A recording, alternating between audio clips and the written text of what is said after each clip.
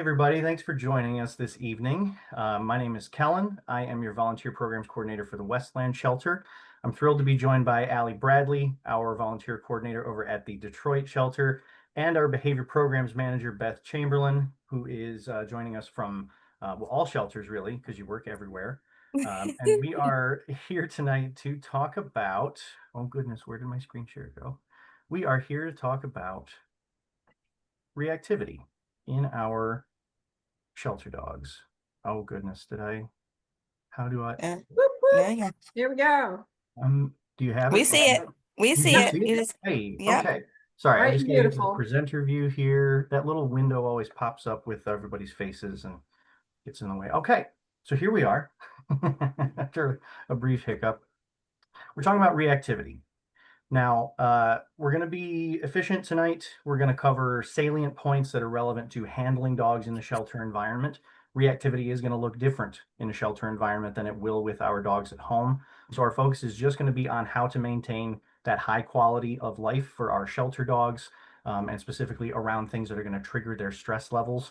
Because remember, guys, those stress levels are already baking at, a low boil because nobody chooses to go to the shelter and be housed temporarily at the shelter. So everything else we can do to mitigate the stuff that is laying on top of all that is going to help them have a better stay with us. So we're going to talk about what reactivity is. We're going to talk about what it looks like, what can trigger it, what can interrupt it, positive things that can do that. We're going to talk about how to create positive experiences around triggers, how to desensitize, and ultimately how volunteers can fit into a behavior plan for a dog who needs that assistance. All righty. You know me and my love for these statements of intention at the beginning of our sessions. Remember that we do have that responsibility to our shelter animals to make their stay with us as happy and as healthy as possible. Now I'd like to turn it over to Beth to define reactivity for us, if you would. Okay. So really, it's an intense overstimulation emotional response to certain stimuli. So for example, dogs can be reactive to people.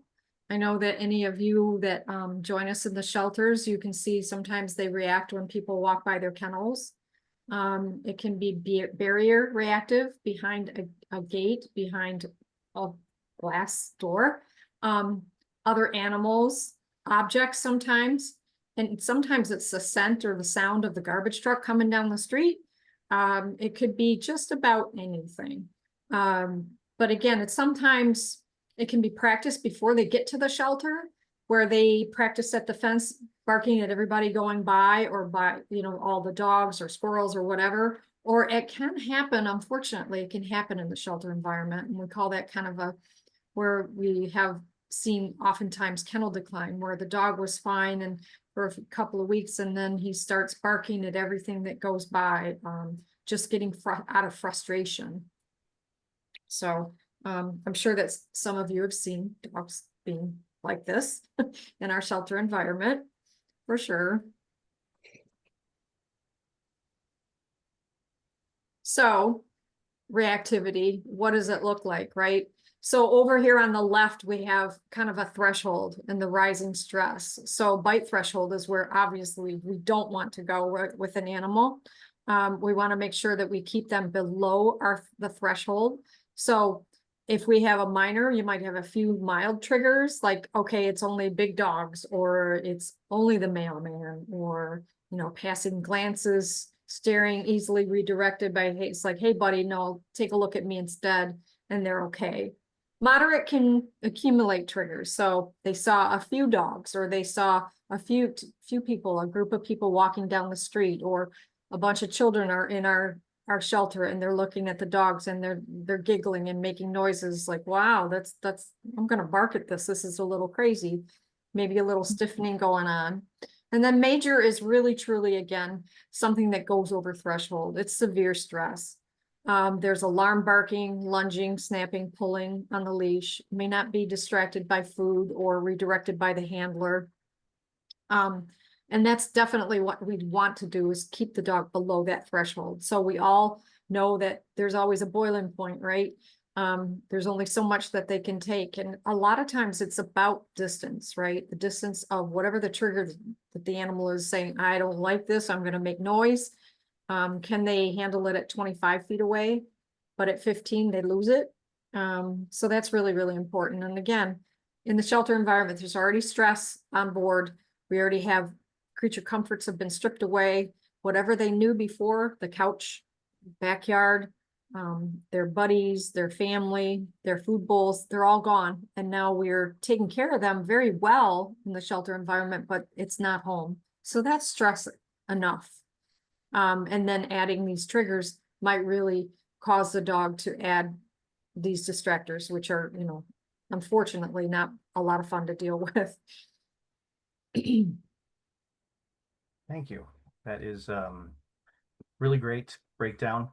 Really appreciate it. Allie, can you, or I'm sorry, this is mine next, I think. This was the one I claimed. Yeah. Like Beth was just saying, those triggers, those things that are going to add stress to our day when we're already stuck in that stressful environment, those can accumulate over time. It's not as though a dog, is going to forget what happened in the morning just because it's the afternoon and maybe they had a nap in between.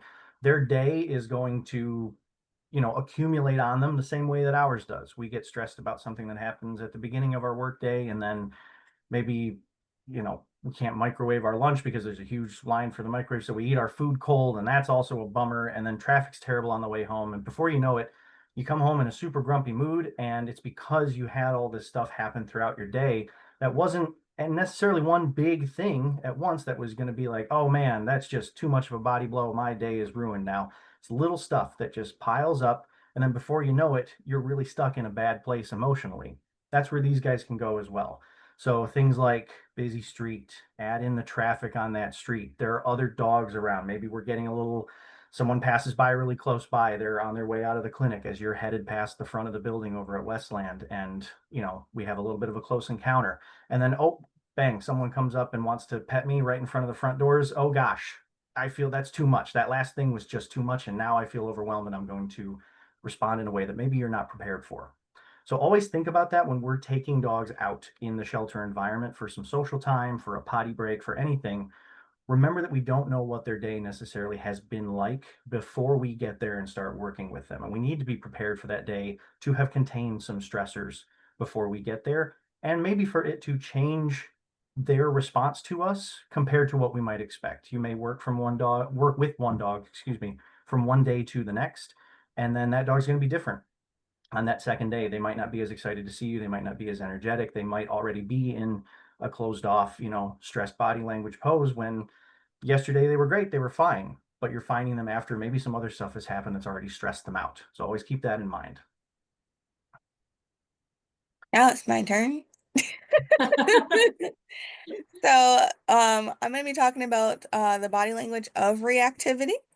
So, what you guys see all this listed here, but I just want to say this before I start going into the list that you're going to notice that a lot of these are going to be kind of like combined together.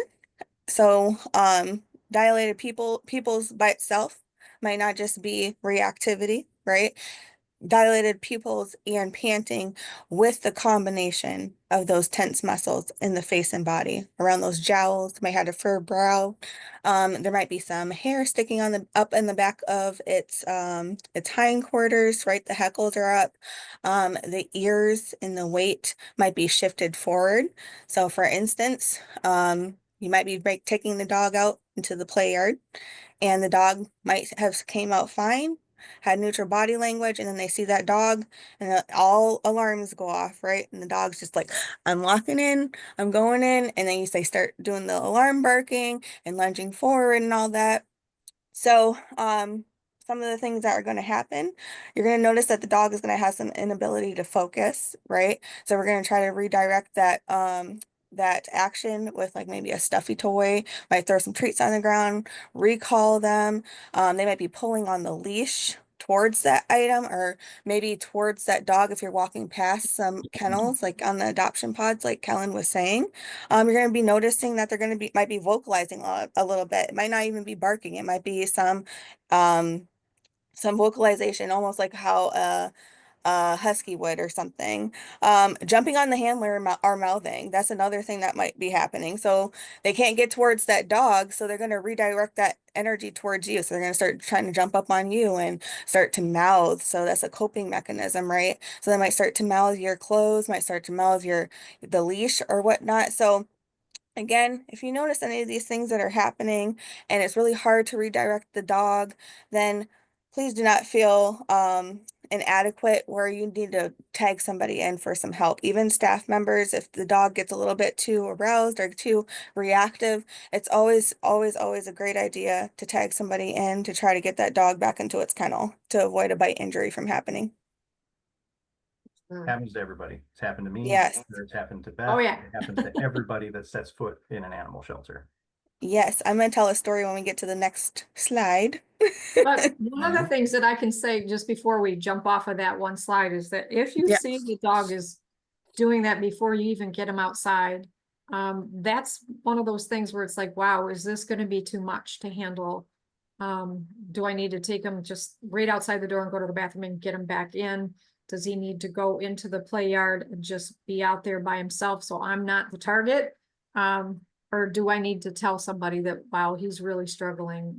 And again, sometimes when they're so aroused, it's overwhelming. I'm sure some of us have had, I know I've had that, where it's like, okay, Yes. he's not doing well, and it's not gonna help to let him escalate, right? And it's not, I'm not the strongest person in the world either, so I certainly don't want anybody to get overwhelmed by that as well. So just something to note. It's like you see that right away, that might be, you might need to change what you're doing, and might need to take them back. Okay, So, so thank you, Beth. So Yeah. I was gonna talk about one of the dogs that we actually have right now at Mackie. Her name is Samus. She does have heartworm positive, so it is kind of a bad combination. There's a dog that's really super friendly, is struggling with reactivity. She mouths the leash and she hops up on you when she gets frustrated, while all at the same time is probably because she's frustrated where she can't get that energy out. She's very social. She's isolated, right? And then because she is doing all this mouthiness and she's reactive, not a lot of people can take her out. So then it's just increasing the behavior overall. So what we've seen, I did some training on Saturday with a couple new volunteers at Positive Start Training, as Kellen does as well. And in the kennel, I knew that she was mouthy towards the leash, but in the kennel, she had some very neutral body language. She was sitting nice and pretty for us to open up the kennel. Really, really great. She came out, and as soon as she came out, she started doing the mouthiness and everything. So, of course, I was like, okay, let's go try and take her out into the play yard to see if we can redirect her. She just continued to get worse and worse and worse as we were outside. She was redirecting back onto the leash, even though we were playing with stuffies and trying to get her attention redirected from the leash and everything. And you also have to think of the stimuli that is not just me handling the animal. It was also two other people with me as well. So, with that in mind, the reason why I'm telling this story is because there's different factors that might cause a different reaction with the dog.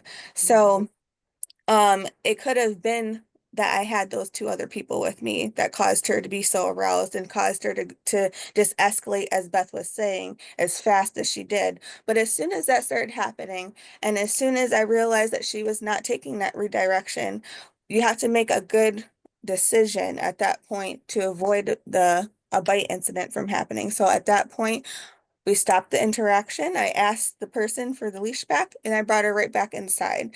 So always, always, always pay attention to your gut and pay attention to what's going on, the surrounding factors, the surrounding stimuli that's around you, and make the best decision. And if you cannot make it inside, it is always, always, always okay to leave that dog in the play yard, and go grab some help. Always. Just to follow up from that particular dog, since you brought her up, Yes. and I took her out this afternoon to see how she was doing because we had that report. We Mhm. did have a medication adjustment, and Ooh, beautiful. yeah, which was helpful, but also we found out that she really truly wants, she's kind of like a height seeker. So a lot of times when Mm, dogs get frustrated, they want to be up here where the or action is, face. right? And so we got her to go up on the ramp and we just sat and, we had a big stuffy. A big stuffy is always a good idea because they can grab this end and not your hand. If you have a little one, they could grab your hand accidentally. So we gave her a Right. stuffy, but really, truly, all she wanted to do is lean in and get pet, pet, pet. She wanted to crawl into our skin. So super Yeah. social.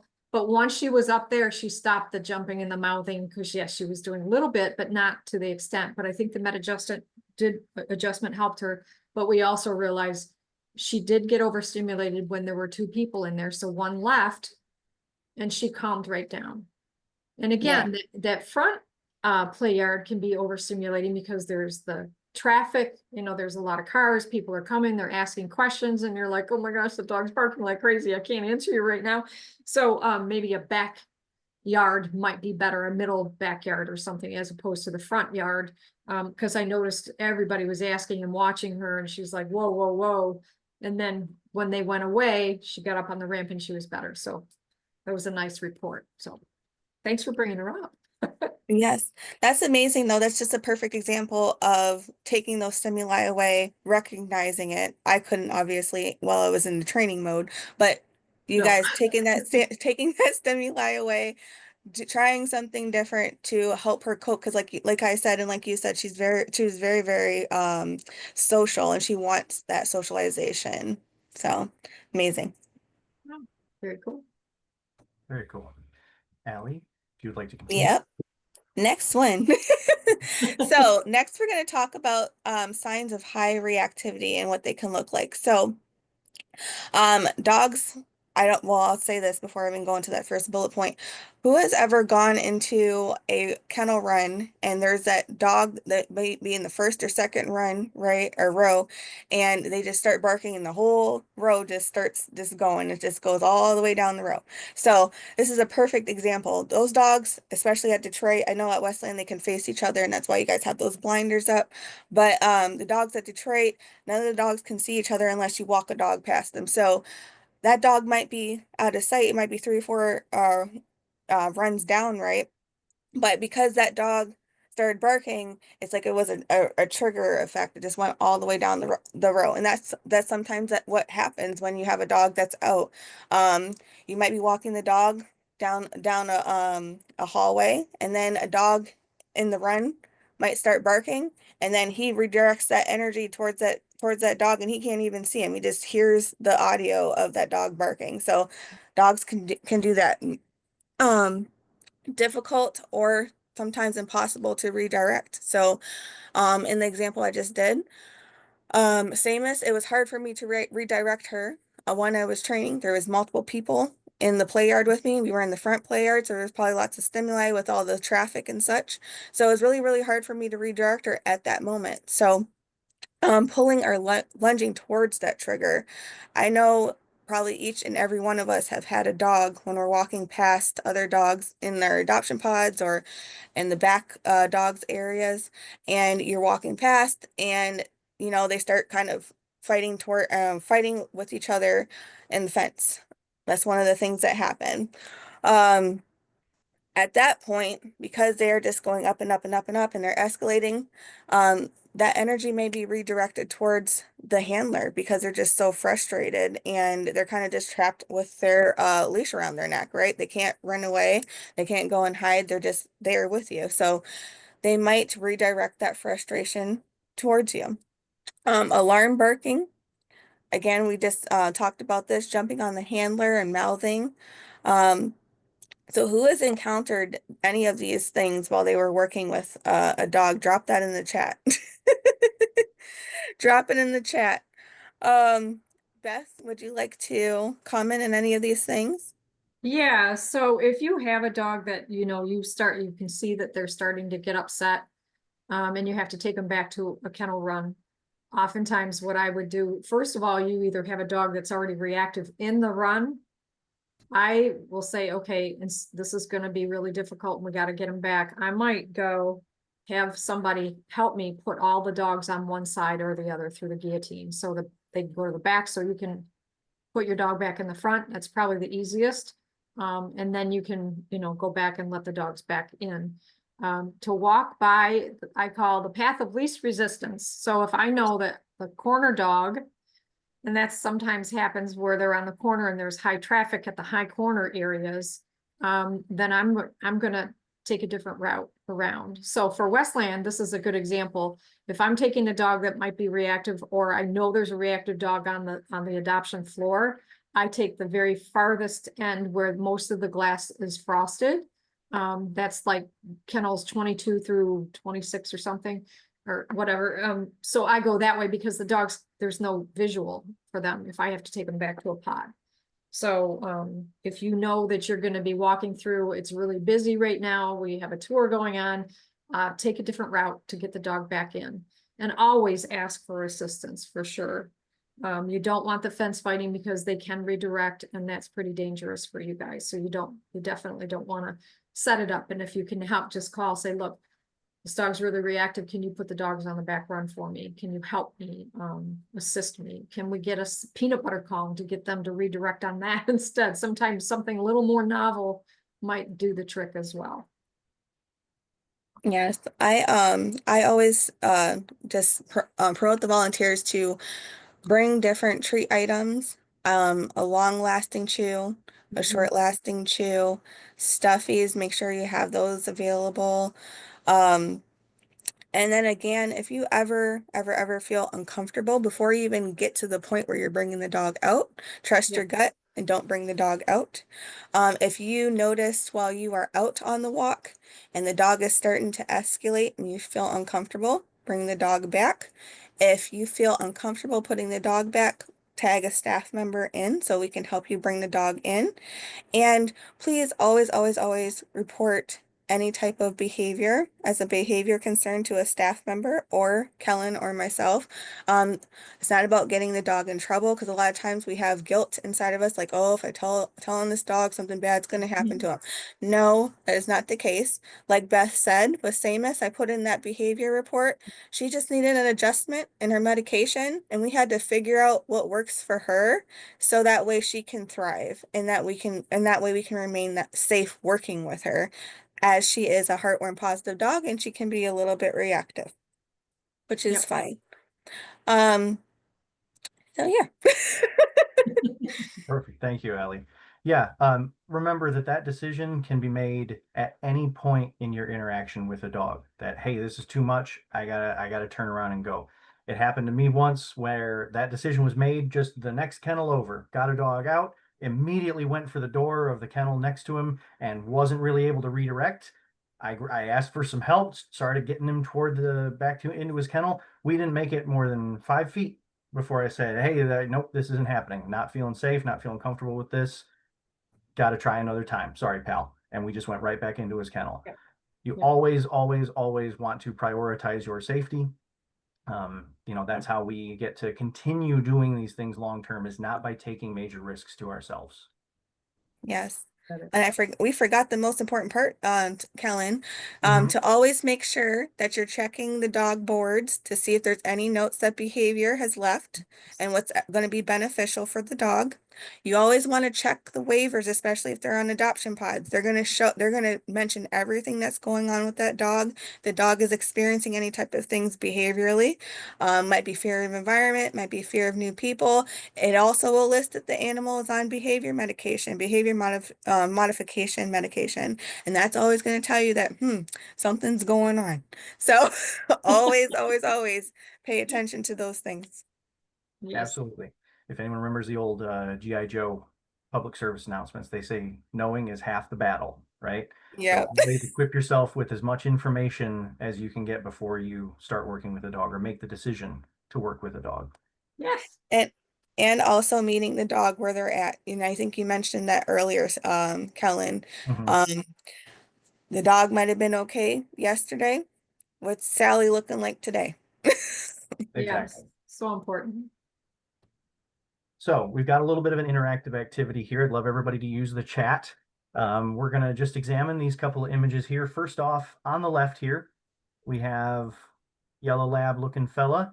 He sees a potential friend a little further down the pathway. We're an appropriate distance apart here. You can tell from the motion blur, we're wagging that tail, okay? But the martingale is pulled closed here on the collar, so we can tell we're putting some pressure on the leash. The leash is taut in the handler's hand, and we've got some forward posture.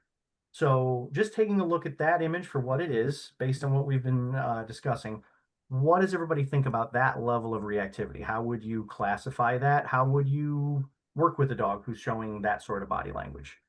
And take a moment. Drop it in the chat. Drop Yep. it in the chat. Takes a moment to type, so we'll wait a beat for everyone to put their messages in. What level of reactivity is that there on the left? This is where we need to have a soundboard and we can play like the Jeopardy game. Tana says low. Low. Anybody else? Cara, if you comment, you're not cheating, I promise. Mild. Anything else? So we've got low, mild. Turn around. Mhm. Okay. Yep, Yeah. we just turn around from that, right? Yeah. So that's correct. That's a pretty low, that's a moderate level of reactive. That's on the low end there. That dog could probably pretty easily be redirected. We're just going to turn around. We're maybe going to do that. That quick little reward is a positive interrupter for taking the attention off of what's triggering that reaction. But overall, that's not too bad, right? That's not hard to work with. We just like, hey, come on, let's go the other way. Let's just take a different path, and then we're cooking again, right? So low on the challenge spectrum as well. How about this guy on the right here? We've got a little bit of a smaller fella. Again, the leash is, not pulled tight, but he's forward. He's at the end of that leash. We're vocalizing. We're very forward in our posture. In fact, you can see we're kind of leaning a little bit, making sure all that weight is over top of the front legs. So what level of reactivity do we see from a little guy like that?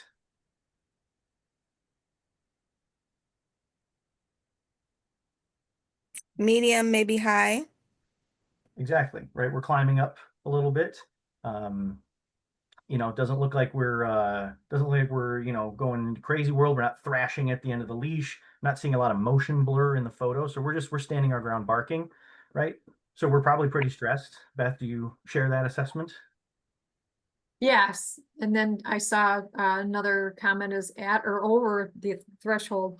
The one part about these photos are, what else is going on? What are they looking at? And I bet there's a high pitched screaming. If we have some screaming going on, leaning forward, saying, please back off. So usually when the mouth is wide open and there's the screaming, barking or whatever going on, there's probably like, please back off, please back off. So yes, teetering or over, depending on the dog and the way they respond, for sure.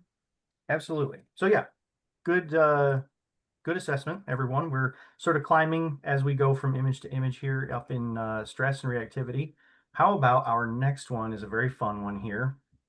Our little animated video, so we can see, is it moving for everybody? It was, and then it stopped. Yeah. Oh, and it's gone. Uh-oh. Is it back now? No. There it is. Now it's gone. Now it's gone. Don't touch nothing. Okay. No. Okay, we're good though? Sorry. Yeah, we're good. I don't know what I did to make it disappear.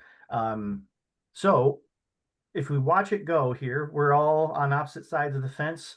We're bark, and then there's this pause, see? And then we return after a moment. But is there a point where we notice something change? What might be the obvious cause here? Throw your answers in the chat. Allie, you can read them. I'm full screen here, I think, to make this little animated keep playing, so I can't see any of the responses. So this is an example of barrier reactivity, right? But you can see this fence is moving. It's obviously a gate that's being retracted. So what are we seeing here? A complex. No. Compound. Ooh. Anything else, guys? There we go. Maybe someone in the background redirected them? Question mark. Entirely possible, right? We don't see what's going on outside of the frame.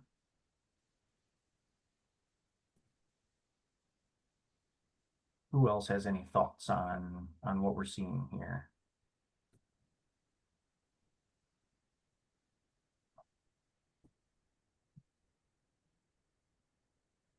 Going once. Once the door is not between them, they back off from each other.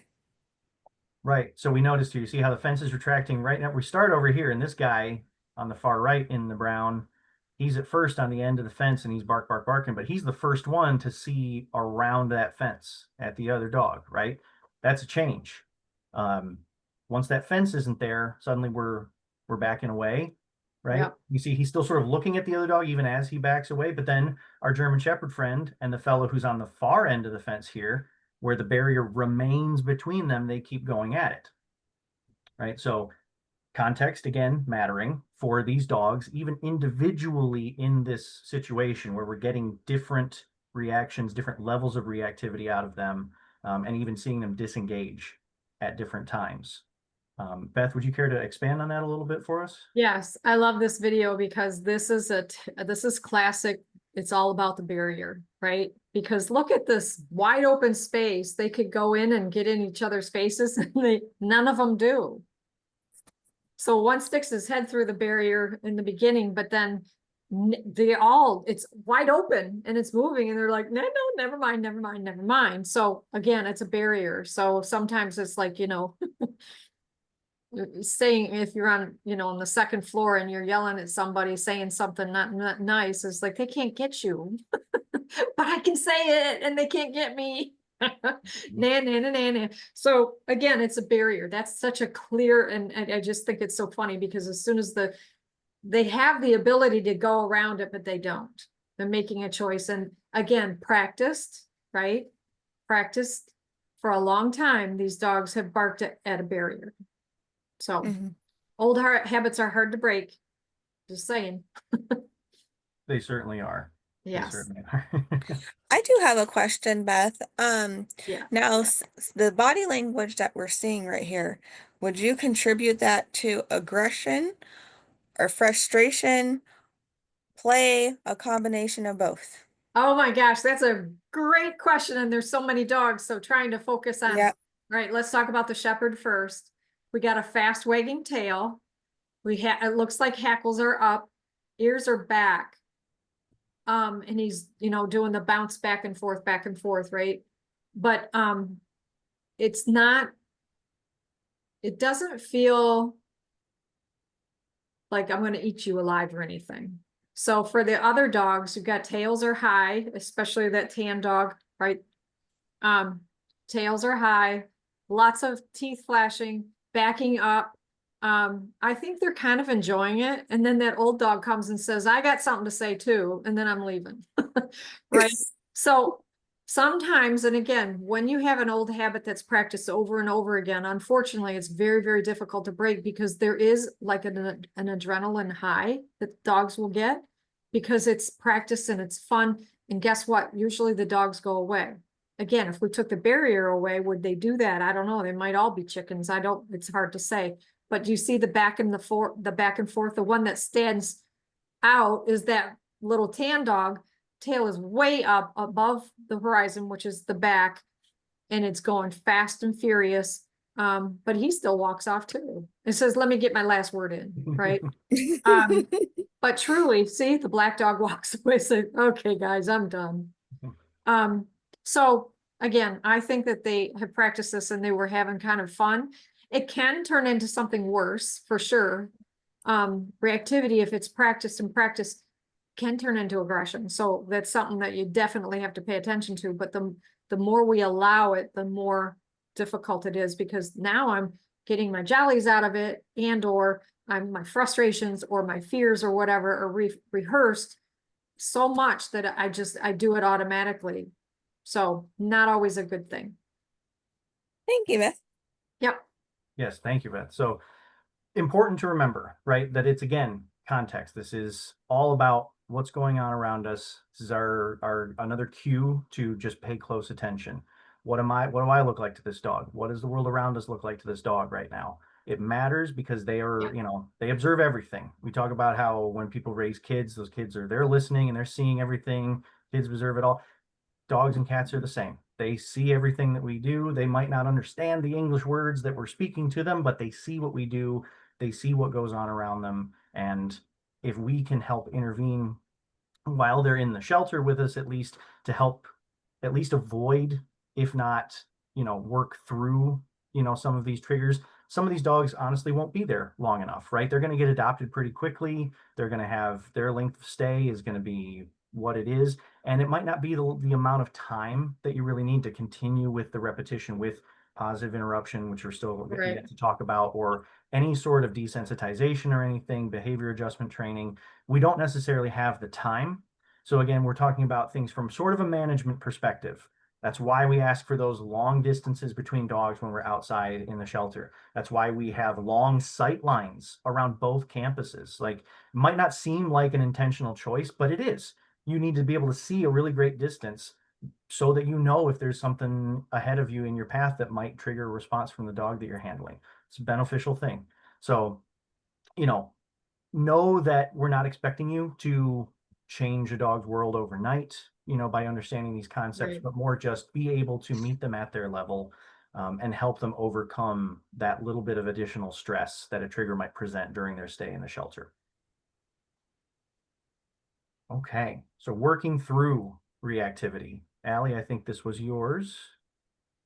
I love his little comment. Working through reactivity. So avoiding known triggers if possible. Again, that's where that board is going to come into context. Reading that board to see what behavior has to say, what other volunteers have had to say. Reading the adoption paperwork, the waivers. And then we have our all standing rule, making sure we have 10 to 50 or 10 to 20, excuse me, feet in between dogs at all times. And that's always why we call out dog and those blind corners so we don't have a mashup happening, right? So we want to keep distance, and play the let's go and turn around game when we do run into a dog. Move slowly and remain calm. Don't become a trigger yourself. Dogs, animals, period, will feed off of your energy. If you are really nervous or even aroused and just high energy, the dog is going to feed off that energy and become that as well. Positive re-interrupter, excuse me. So the dog detects the trigger and reacts. So you want to make sure that you are just being very mindful. You can use auditory cues to get the dog's attention. I always talk about raising your voice up an octave. Sorry, fellas, but you can do it too. um, handler rewards taking attention off the trigger by offering the treat. So again, that's positive reinforcement. So the dog, you say, "Come here, bud," and he looks at you. Oh, my dog just looked at me. Sorry, Duchess. And then you reward that behavior because the dog has redirected its attention to you. And then you want to repeat that many, many, many times. And then all of us doing it at the same time. Repetition is key with a dog so they don't regress into the same behaviors that are undesirable. And then when the dog goes, well, we don't want the dog to go over threshold, but if we do start to notice that the dog is going over threshold, we're going to take immediate action by bringing the dog back. If it's gotten to the point where you do not feel comfortable, again, get help so we can get that dog safely back to its kennel, excuse me. And I don't know what that last bullet point is, but I think that I just went over it with the Let's Go game earlier. Yes, you did cover it. Beth, could you Okay. expand a little on the positive interrupter there? I know, well, I did just mention, right, we're doing these things they do require time, so we're not necessarily going to change the way the dog thinks, during their time in the shelter, but it's beneficial, right, to start these activities as, right, the building blocks of, behavior adjustment in the home, or at least helping to desensitize and again manage their triggers here. But can you tell us a little bit more about how that's beneficial, Beth? Yeah, and again, the positive interrupter is something that you kind of, it's like something you want a conditioned response.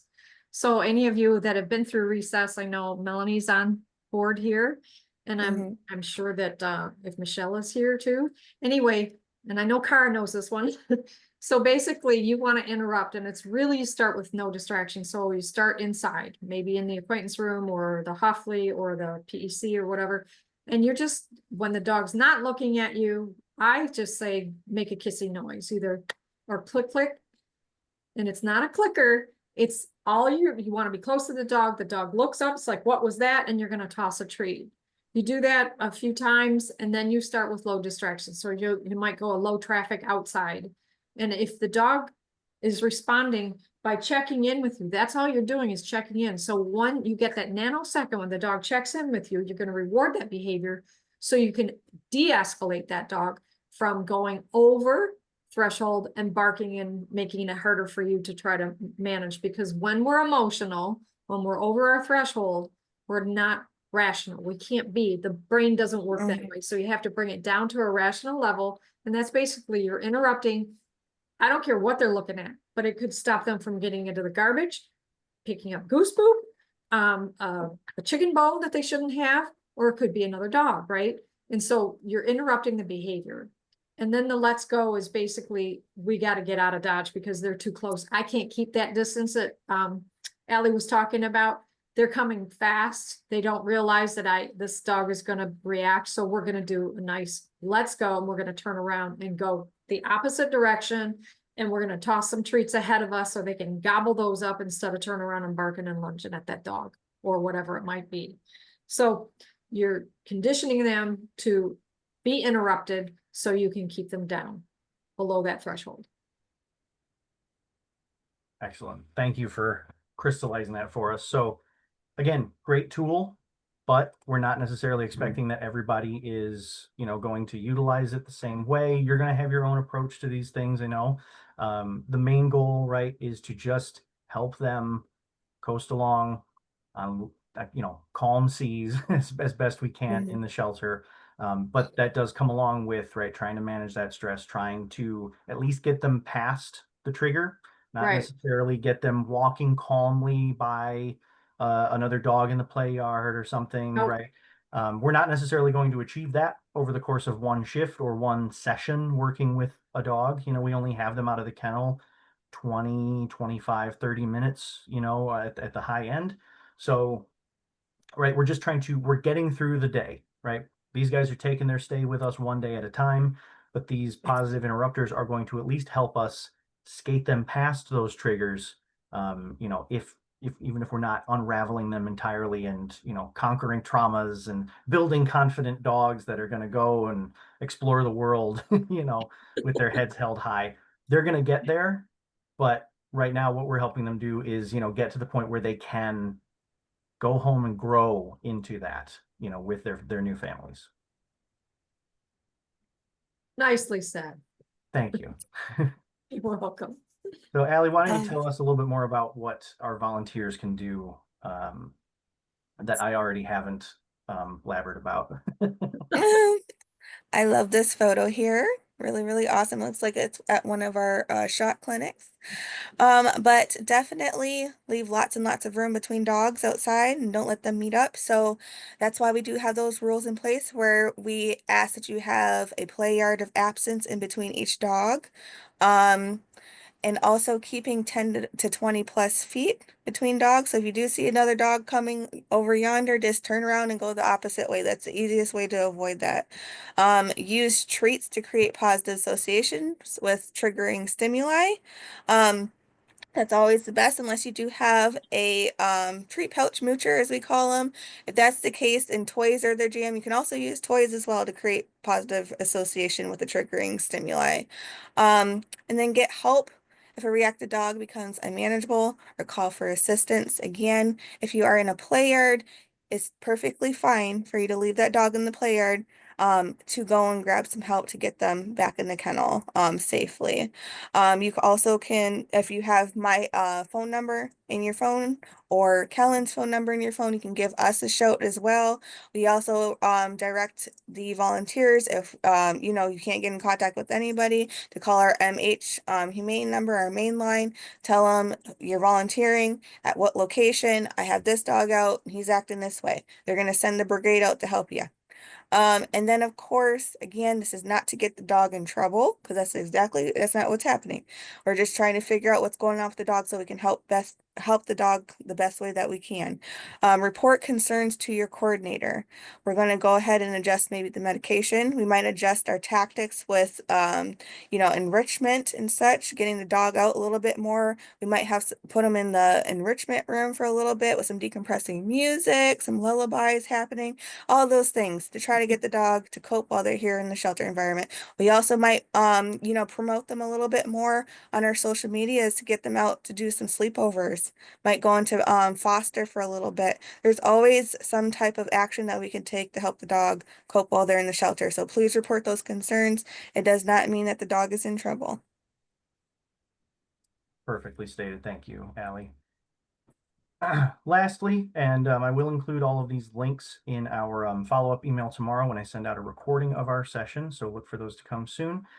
We've got a few resources that you can use to follow up with, you know, just a little bit more context, a little bit more, you know, some folks like to have things written out for them. I do appreciate reading my information as well as having it lectured to me.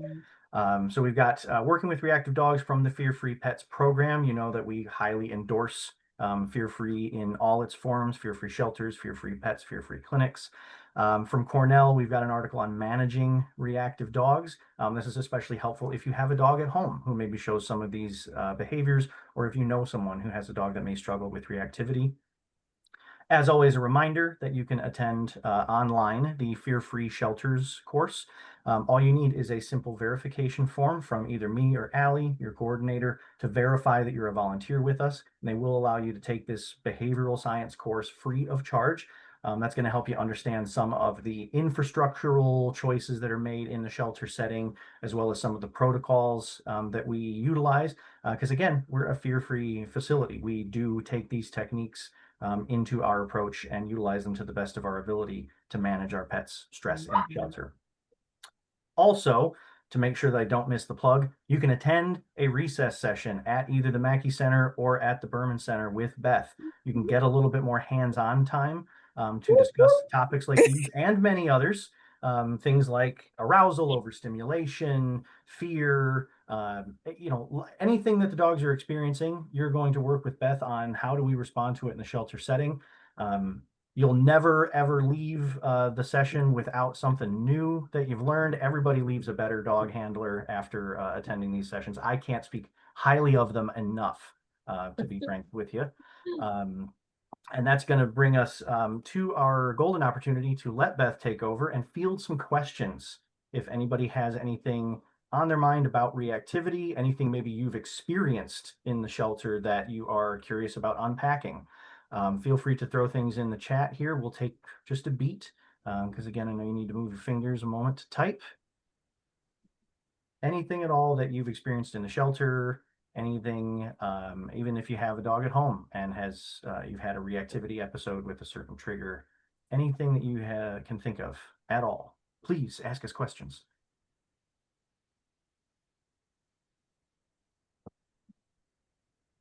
Go ahead, Kara. Hey, so I know a lot of reactivity happens outside of the kennels when they're in the play yards, but what can we do to help them while they're showing reactivity while they're in their kennel? Well, one of the things, what are they reacting to? Are they reacting to the people or are they reacting to the dogs? So one of the things that I know that the BMOD squad practices quite often is, you know, going, and I do this when I come to the shelters, is I walk down the aisles with my treat pouch. And if the dog is reacting, I walk by to the next dog that's not reacting. I wait for 4 on the floor and I toss a treat. I go down the aisle. Usually what happens, it's so funny, you're just nice and quiet. The dog that was barking is like, hey, where's my treat? And as soon as they're just kind of looking for the treat, I toss a treat. And then I go down the next aisle and then I come back and do the same thing. And oftentimes the dog that was barking and lunging is not doing it anymore. You can turn sideways and avert your gaze. So you don't want to ever do a frontal approach to the dog. You turn sideways. If they're covered with a fence or covered with a blankie or whatever, again, I'm going to walk by. If they're not barking, I'm going to toss that treat over the blankie or whatever so they can get it. Oftentimes when they go, whoa, that was so cool, then they're just maybe going to come to the front. As long as they're not barking, I'm going to toss a treat. And again, if they're not covered, I'm going to turn myself sideways, avert my gaze and look a little bit demure and then toss a treat, not overhand, but just plink it in there. Oftentimes they will stop the barking and lunging and they will get quiet. It's kind of cool. we're still. Oh, here we go. Yep, I'll read it. I had a small dog biting at my ankles one time. I sent someone for help from staff. Any recommendations of how to distract if not going for treats? So, Melanie, are you saying like you were like in a room with or a room or maybe like the play yard and this was happening?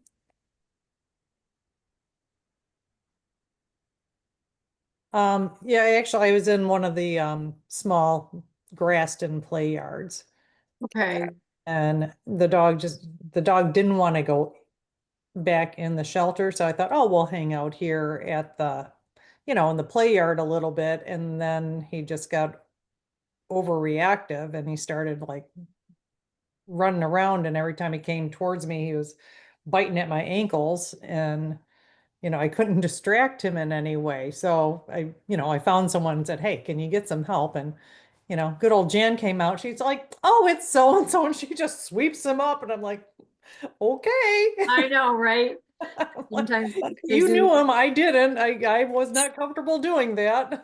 I figured right. it'd be my hand if it wasn't my ankle. Sometimes if you get the leash back on, in fact, I was working with a puppy that's very mouthy and grabbing my Oh, I saw legs, your email about going that. for my kneecaps. Right, just little shark and just a little puppy, but I put a leash on him and I held him out away so he couldn't attack my legs and my kneecaps. And I tried to get him distracted with toys and that kind of thing. And if not, Yeah. that way at least you hold him, and it's kind of a little defensive. It's not choking him, but I'm holding him out so he can't get at my legs. Sure. Sometimes that again, habit Yeah. forming. Some dogs have a tendency to go for ankles, and then it's cute when they're little until it Right. starts to hurt, and it Yeah. becomes, yes, you're overstimulated. Yeah.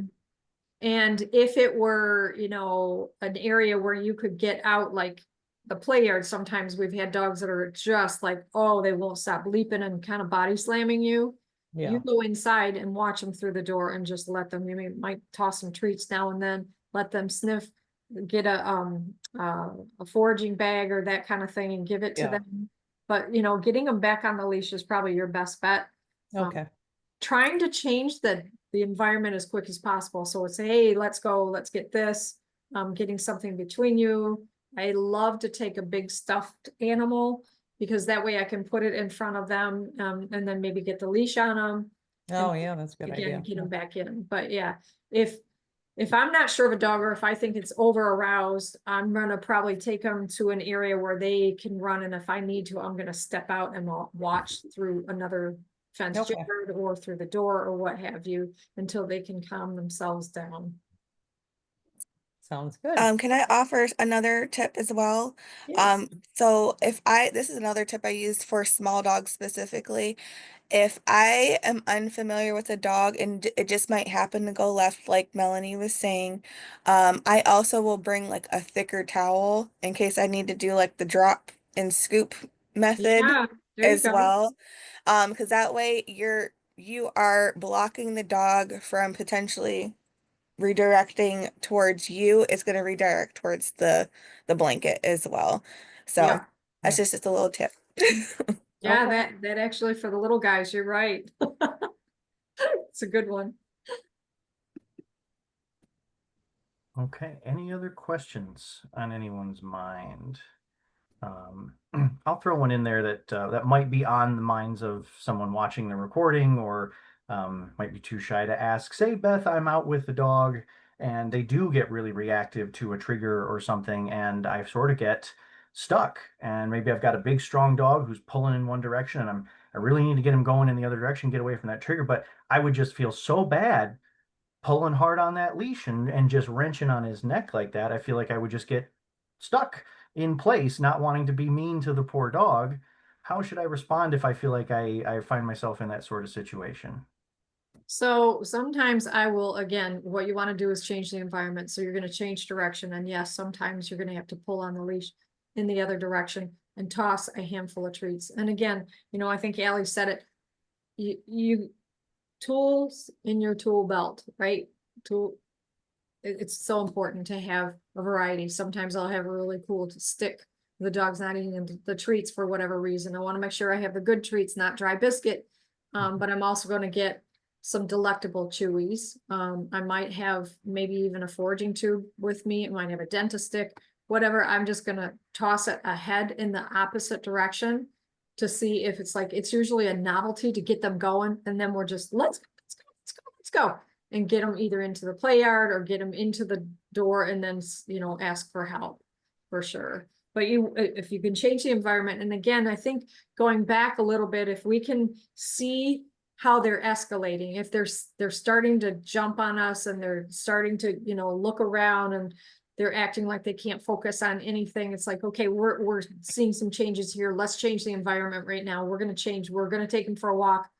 I got to get them either into, you know, the middle play yard, or I need to take them back. Maybe the Hoffley's available or the PEC is available, and let them do that. But, you know, trying to pay attention before it goes over threshold is your best bet, but change environment as quick as possible. And we're going this way, and here, have this special thing that I have ready for you.